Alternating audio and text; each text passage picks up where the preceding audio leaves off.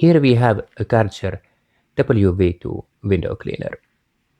When I press the power button, only the green light flashes and it won't start up. Let's open it up and see what's wrong with it. Normally, I'd start by testing the charger and checking if the unit takes a charge. Since it didn't come with a charger, I'll start by taking it apart. Here is the rating plate. There is a 3.7 volt lithium battery inside and the power output is 10 watts. Here is the charging port. I'll power it with my bench power supply once I figure out the polarity of the port. And to do that, I need to completely disassemble the device. Inside there's a wheel which might have gotten stuck. Let's try to free it first by poking around with something flexible, like this zip tie. The wheel spins freely, so we'll have to open the device completely. Once I expose the circuit board, I can see the polarity of the charging port. I know the official charger output is 5.5 volts and 600 milliamps. I can set these exact values on my bench power supply, but I don't want to try charging until I know which pin is positive and which is negative. So this isn't actually a window washer, but a window vacuum. You have to scrub the window first with a microfiber cloth and then use this device to suck up the water. Now the wheel is visible, there's no dirt in there, so let's go ahead and open the motor housing itself. The first thing we notice is that some water has gotten inside.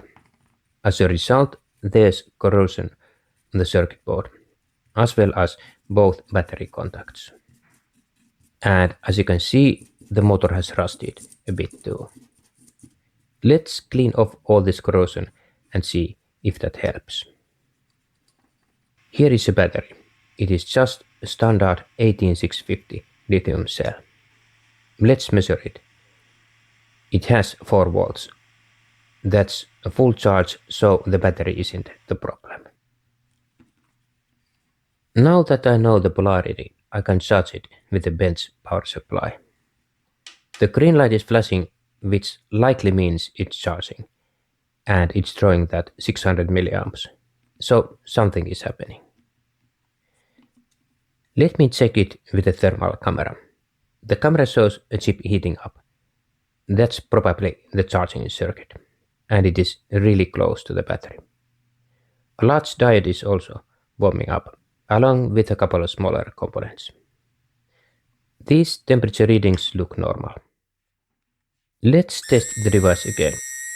At least it works now, but it's making a terrible noise. This sound is definitely coming from the bearings. So let's put a few drops of oil on them. Water probably got into the bearings and washed away the oil, and they are likely a bit worn too. A couple of drops of oil should get them back in working order. And now it works great. By cleaning off the corrosion and adding a few drops of oil, we managed to fix this device. Next up is reassembling it back in its original state, this time in working condition. The device will probably last another year or two. The main issue is the bearings. They won't last much longer. Still, we bought this device another year or two of life. Let's test it with the casing on. And yes, it has a good suction. The device works great.